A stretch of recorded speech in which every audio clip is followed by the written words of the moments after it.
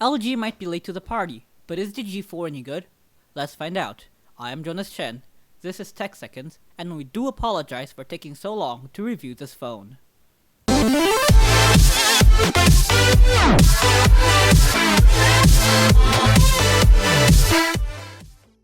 The LG G4 contains LG's signature rear buttons for volume and power, like on the G2 and G3.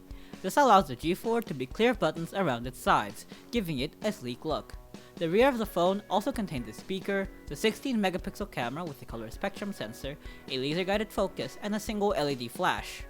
Towards the top, we get a sound cancelling mic and an IR blaster. On the bottom of the device, we get a micro USB port, a microphone, and a 3.5mm headphone jack. The front of the device contains its 8 megapixel front-facing camera, an LED notification light, the earpiece, and all the other appropriate sensors, as well as its 5.5-inch display, which is covered in Corning Gorilla Glass 3 to protect it from scratches. Some might not like its plastic build with chrome accents around the corners. Happily, for those who don't like the plastic bag, LG provides the leather-backed version, as well as, thanks to its plastic build, you can swap out the battery and expand the storage via micro SD card to up to 128GB. Most people won't actually have to bother about swapping the battery, since the G4 has a great overall battery life, easily getting me through a full day of usage, and for some, the battery might even last 2 days if they're a lighter user. I'm able to get around 3 hours and a half to 4 hours of on-screen time, which is amazing, and even though LG said that the G4 does not have Qualcomm QuickShare 2.0, a software update allowed it to now have it, so for those who want QuickShare 2.0, be ready to buy one, since it doesn't come in the box. The most important part of a phone is being able to call someone, so the LG G4 performs very well here, thanks to its great earpiece, which is loud and clear, paired with the great microphone, and I have, for most of the time that I'm around, good signal and connection. The G4 has a 5.5-inch Quad HD Quantum IPS panel, which really makes the content you're looking at look really good. LG claims that its display can cover 98% of the DCI standard. Thanks to the Quad HD resolution, 2560 by 1440, the G4 has an amazing 538 pixels per inch.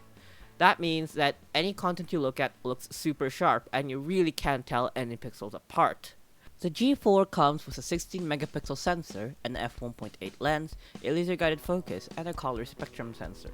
All of that means that pictures come out great with a lot of detail and a nice pop to its colors.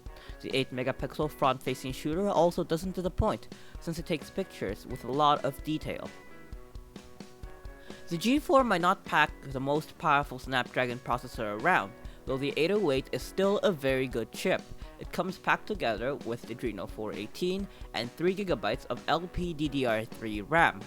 This phone might not benchmark as high as the S6 or Snapdragon 810 phones, but thanks to LG working closely with Qualcomm and Google, the whole software is optimized for the hardware.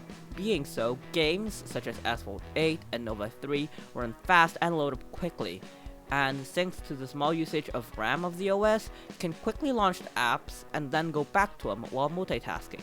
And as I do know, some of you would like to know its benchmark scores, so here they are.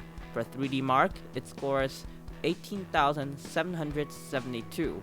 On Geekbench 3, it scored a single core of 1099 and a multi-core of 3519. On PC Mark, it scored 4750. As mentioned before, LG worked closely with Google and Qualcomm to optimize the software with the hardware, and that can clearly be seen as even with LG's Optimus UI 4.0 over Android 5.1.1, the phone flies and performs smoothly without slowdowns. Features such as dual window and Q slide are still here. Knock code and knock on are also present here. Knock on is one of those features I wish that every phone had, as double tapping the screen to turn it on or off is very practical and useful. The LG G4 is a really great phone, and it has more pros than cons to it. It will suit a lot of people, though some might think it is a little big for them or don't really like the plastic build, but as a whole, I can say it is a great package for anyone who's out there and wants to buy a phone right now in 2015. Did you like our LG G4 review? If so, click that like button. Comment below what you'd like to see next time, and subscribe so you don't lose any of our content. And as always, I'm Jonas Chen, and this is TechSeconds.